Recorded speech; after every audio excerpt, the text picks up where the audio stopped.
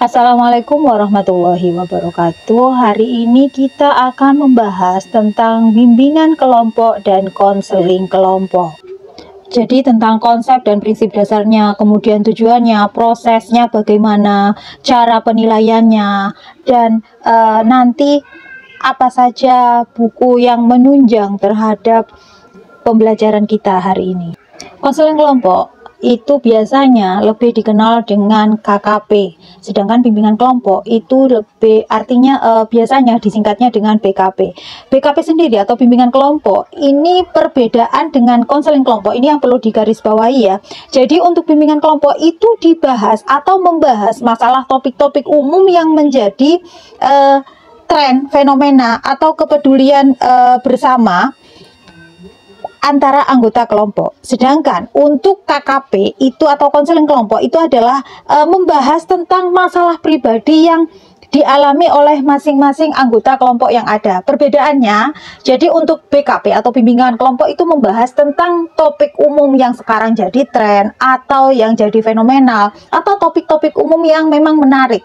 Sedangkan untuk konseling kelompok itu adalah membahas masalah.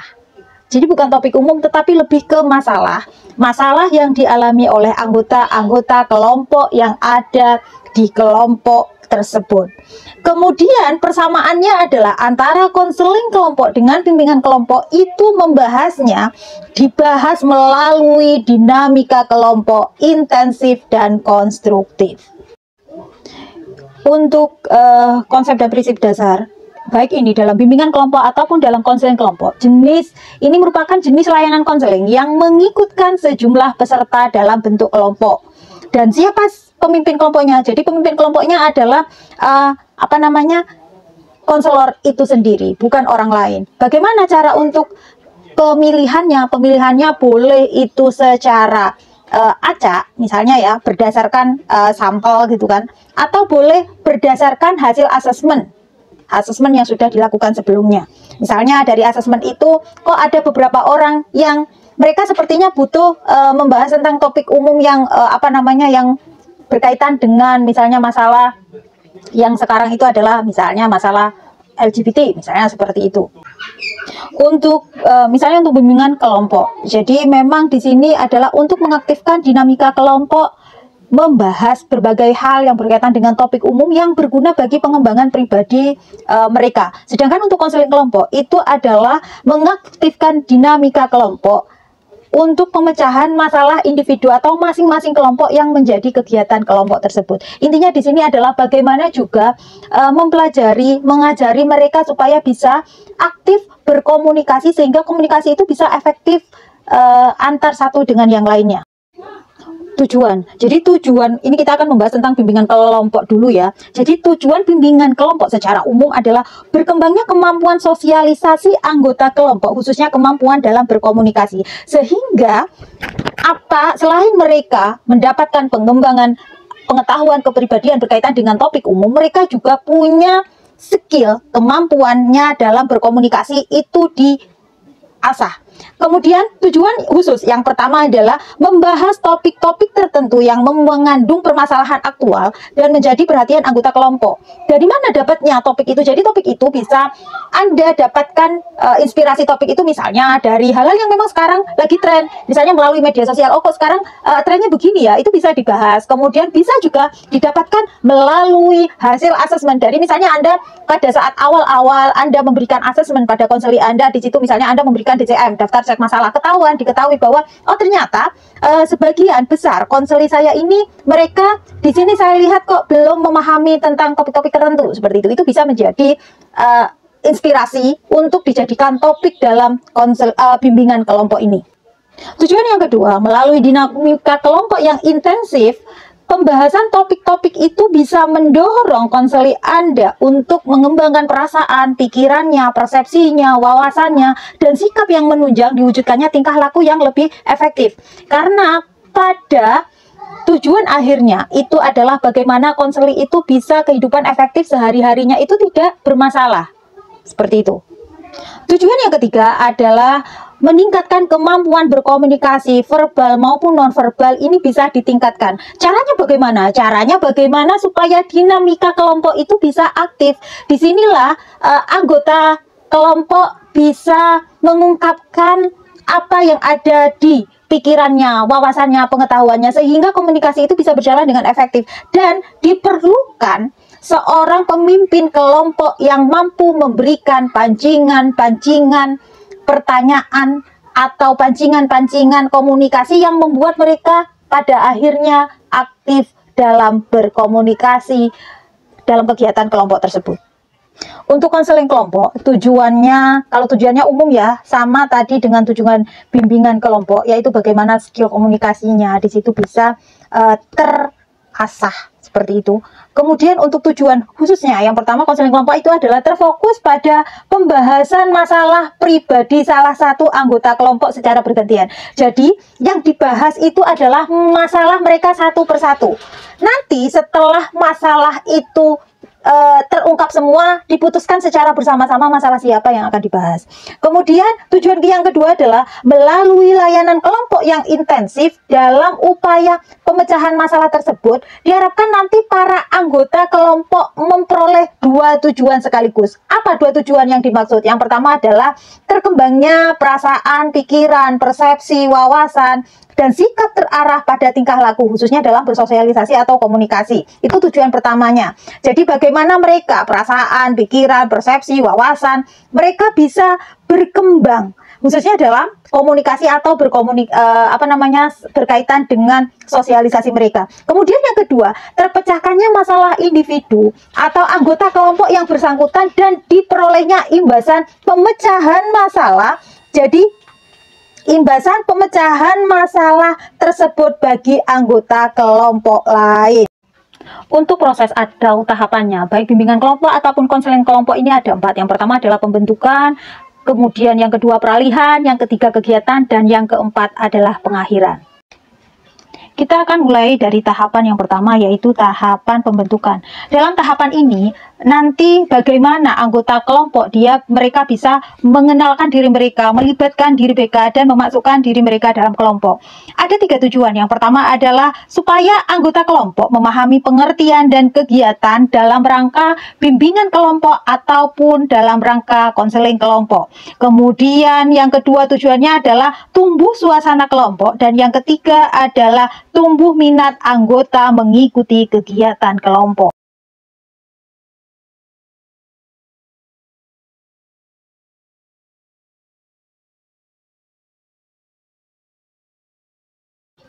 Sebagai pemimpin kelompok, dalam tahap pembentukan ini yang harus Anda lakukan adalah yang pertama adalah bagaimana di situ Anda sebagai pemimpin kelompok menerima secara terbuka dan mengucapkan terima kasih kepada anggota kelompok karena sudah bersedia untuk mengikuti kegiatan kelompok itu, baik dalam bimbingan kelompok ataupun konseling kelompok. Yang kedua, tahapan berikutnya adalah dalam pembentukan ini, langkah dalam pembentukan ini adalah yang dilakukan adalah berdoa. Berdoa di sini sesuai dengan keyakinan anggota kelompok dan pemimpin kelompok. Jadi anggota kelompok dan pemimpin kelompok tidak boleh memaksakan kepercayaannya. Jadi biarkan berdoa sesuai dengan keyakinan mereka masing-masing. Kemudian yang ketiga, pemimpin kelompok menjelaskan apa itu konseling kelompok ataupun bimbingan kelompok kepada anggota kelompok. Karena utamanya ini untuk yang pertama ya, pertemuan pertama. Karena kemungkinan besar mereka belum mengetahui apa itu bimbingan kelompok, apa itu konseling kelompok. Setelah itu yang dilakukan adalah menjelaskan tujuan konseling kelompok ataupun bimbingan kelompok. Sesuaikan dengan layanan yang Anda berikan. Kalau misalnya Anda melakukan dinamika kelompok ini dalam bimbingan kelompok, berarti yang harus Anda jelaskan adalah definisi tentang bimbingan kelompok, kemudian tujuan kelompok, begitu juga dalam konseling kelompok. Kemudian yang kelima adalah Anda sebagai pemimpin kelompok di sini menjelaskan tata cara pelaksanaan konseling kelompok dari awal sampai akhir, sehingga mereka paham apa yang harus saya lakukan dalam kegiatan ini. Kemudian yang keenam, Anda sebagai pemimpin kelompok menjelaskan asas-asas konseling kelompok. Jadi Anda menjelaskan, kalau misalnya pas konseling kelompok atau bimbingan kelompok, Anda jelaskan tentang keterbukaan, kemudian kerahasiaan, kesukarelaan, itu Anda jelaskan. Yang ketujuh adalah perkenalan dilanjutkan rangkaian nama. Ini dilakukan supaya antara satu dengan yang lain mereka bisa mengenal sehingga proses komunikasi dalam dinamika kelompok itu bisa berlangsung secara efektif. Tahapan berikutnya adalah tahapan yang kedua, yaitu tahap peralihan. Tahapan ini adalah jembatan antara tahap pertama dan tahap ketiga. Tujuannya yang pertama adalah supaya terbebaskannya anggota kelompok dari perasaan atau sikap enggan, ragu, malu, saling tidak percaya untuk memasuki tahapan berikutnya. Kemudian tujuan yang kedua adalah makin mantapkannya suasana kelompok dan kebersamaan. Sedangkan tujuan yang ketiga adalah makin mantapnya minat untuk ikut serta dalam kegiatan kelompok. Jadi ini adalah peralihan jembatan antara tahap pertama dan tahap ketiga. Anda sebagai pemimpin kelompok dalam tahapan ini, maka yang pertama Anda harus menjelaskan kembali kegiatan kelompok. Tadi di tahap pembentukan Anda menjelaskan cara pelaksanaannya, pelaksanaan konseling kelompok atau bimbingan kelompok. Di tahap peralihan ini, maka Anda harus juga tetap menjelaskan kegiatan kelompok yang Anda lakukan meskipun itu hanya pada intinya atau tidak sedetail yang tahap pembentukan tadi. Kemudian langkah selanjutnya di tahap peralihan ini, Anda sebagai pemimpin kelompok kemudian menanyakan, jadi ada proses tanya jawab tentang kesiapan anggota untuk kegiatan lebih lanjut. Anda tanyakan apakah sudah siap untuk melanjutkan kegiatan, misalnya di bimbingan kelompok, berarti Anda menanyakan apakah mereka sudah siap untuk melanjutkan di kegiatan bimbingan kelompok. Begitu juga ketika Anda melaksanakan di konseling kelompok. Jadi di tahap peralihan ini tidak ada perbedaan antara langkah di bimbingan kelompok ataupun di proses konseling kelompok. Langkah berikutnya adalah Anda sebagai pemimpin kelompok mengenali suasana.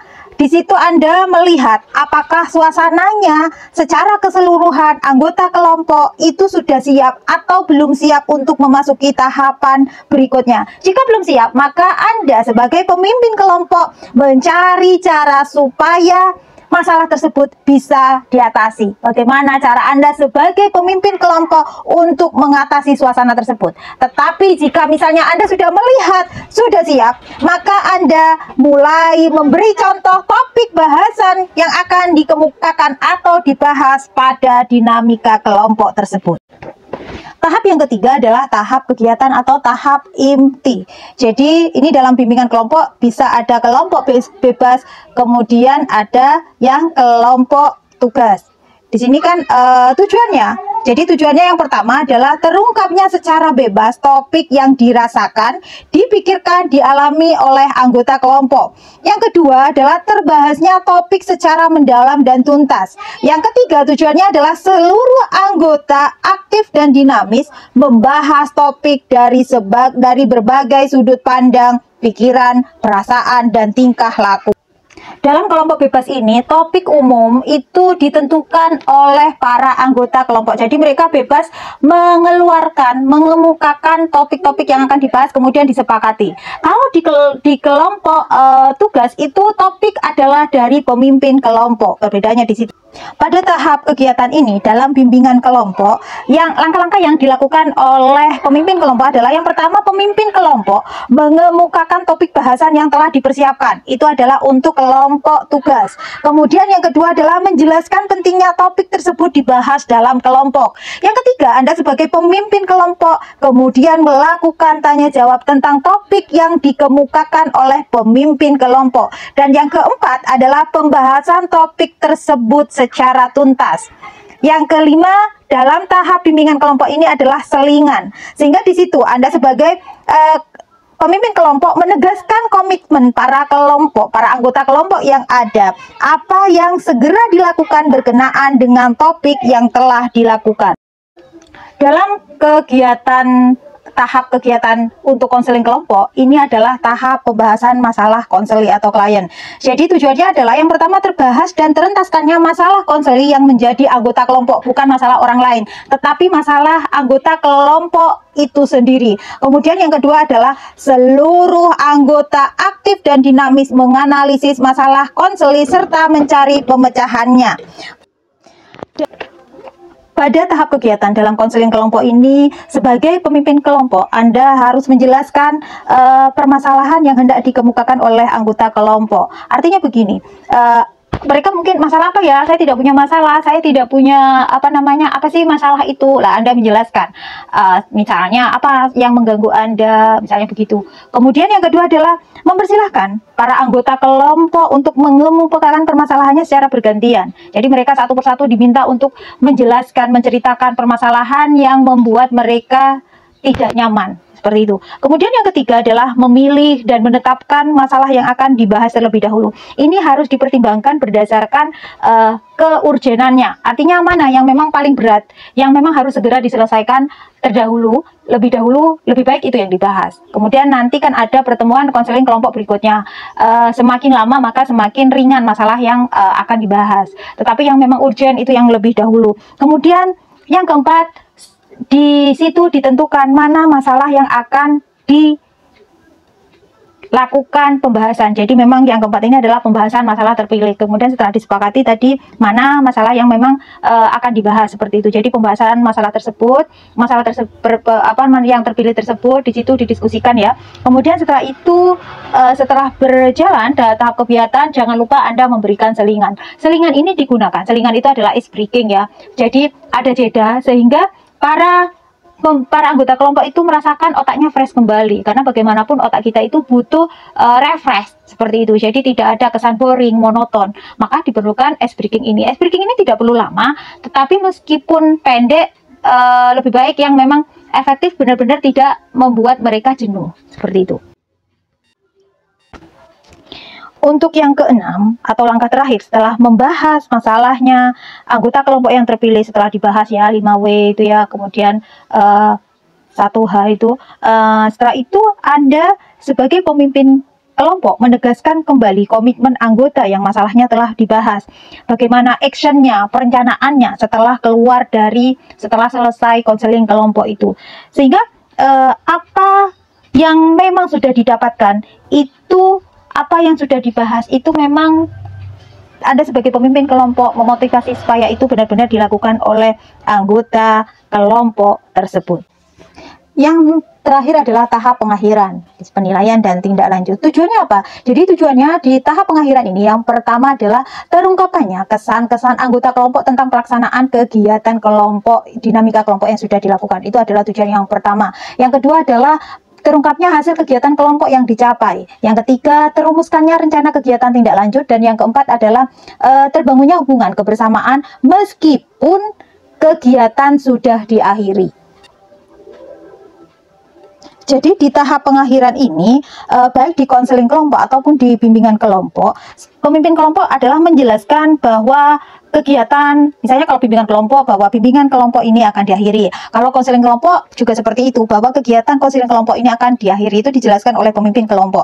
Yang kedua adalah anggota kelompok di situ diminta untuk mengemukakan kesan dan menilai kemajuan yang dicapai oleh masing-masing. Ini ketika sudah di tahap akhir. Jadi mereka dimintai satu persatu, tidak boleh terlewat. Bagaimana kesan mereka setelah melakukan kegiatan dinamika kelompok tersebut. Yang ketiga, tugas Anda sebagai pemimpin kelompok, di situ Anda merencanakan pembahasan kegiatan lanjutan. Pertemuan berikutnya kapan, di mana, seperti itu ya. Kemudian Anda sebagai pemimpin kelompok juga minta kepada anggota kelompok pesan mereka, serta tanggapan anggota kelompok terhadap kegiatan yang dilakukan. Jangan lupa di tahap pengakhiran ini Anda sebagai pemimpin kelompok mengucapkan terima kasih kepada anggota kelompok yang sudah berkomitmen mengikuti kegiatan itu dengan baik sampai selesai. Dan karena tadi di tahap pembentukan Anda berdoa, maka di tahap pengakhiran pun diakhiri dengan doa. Jangan lupa yang terakhir adalah perpisahan. Diingatkan kembali apa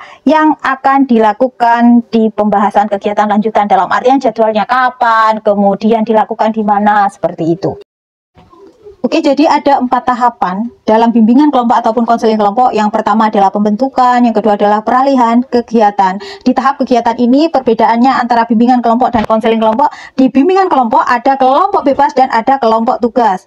Ini yang dibahas adalah sama-sama topik umum. Perbedaannya di kelompok bebas itu topiknya ditentukan oleh anggota kelompok, sedangkan di kelompok tugas itu ditentukan oleh pemimpin kelompok. Sedangkan untuk konseling kelompok, di tahap kegiatan adalah di kelompok bebas adalah masalah pribadi masing-masing kelompok. Baru setelah dibahas di tahap kegiatan sampai tuntas, jangan lupa 5W 1H itu digunakan sehingga komunikasi dalam dinamika kelompok itu bisa berlangsung secara efektif.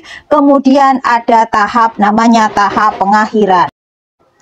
Setelah selesai dilaksanakan kegiatan dinamika kelompok, baik bimbingan kelompok ataupun konseling kelompok, jangan lupa untuk melakukan penilaian layanan. Dalam penilaian layanan ini bisa dilakukan baik secara tertulis ataupun misalnya Anda bisa melakukan menggunakan, kalau sekarang itu kan ada Google Form, boleh ya, ditulis juga boleh. Kalau misalnya direkam atau diwawancara juga boleh. Di situ konseling diminta mengungkapkan perasaannya, harapannya, minatnya, sikapnya terhadap berbagai hal yang sudah dilakukan. Jadi selama kegiatan kelompok itu dilakukan, yang menyangkut isi maupun proses atau kemungkinan keterlibatan mereka untuk kegiatan selanjutnya. Misalnya ketika sudah melakukan bimbingan kelompok, misalnya kegiatan yang serupa yaitu ya konseling kelompok, seperti itu. Kemudian yang kedua adalah kondisi UCA, understanding, comfort, and action-nya. Karena ini adalah memang penilaian bagaimana kegiatan layanan itu yang Anda lakukan itu berhasil atau tidak. Di sini, understanding itu adalah pemahaman. Apakah ada pemahaman baru setelah melakukan kegiatan konseling kelompok atau bimbingan kelompok itu? Ini didapat dari mana? Ya dari tadi, evaluasi refleksi yang sudah dilakukan. Kemudian rasa aman, rasa nyamannya, itu bisa dilihat dari gestur mereka, bisa dilihat dan juga bisa dilakukan asesmen tulisan refleksi itu bisa di situ Anda juga bisa tanyakan. Dan itu bukan hanya jawaban dari itu, sebenarnya dari bahasa nonverbalnya juga Anda bisa melihat apakah yang mereka sebelumnya ketika berkumpul itu mereka sebelum melakukan kegiatan kelompok yang awalnya mereka itu mencurang atau seperti bosan dan lain sebagainya, ketika keluar setelah selesai mereka bisa tersenyum, wajahnya lebih sumringah seperti itu bisa dilihat, diobservasi untuk melihat kenyamanan yang mereka rasakan. Dan yang terakhir adalah action, rencana ke depannya. Tindakan apa yang harus saya lakukan setelah melakukan kegiatan ini adalah merupakan salah satu penilaian layanan yang nanti akan membuat Anda tahu sebenarnya kegiatan yang dilakukan itu bagaimana hasilnya, gitu. Jika ada yang masih kurang bisa dipahami, Anda bisa bertanya di kolom komentar atau japri kepada saya secara langsung, sehingga nanti ada proses diskusi tentang materi ini. Demikian untuk materi kita hari ini tentang bimbingan kelompok ataupun konseling kelompok. Saya akhiri, sekian dari saya. Wassalamualaikum warahmatullahi wabarakatuh.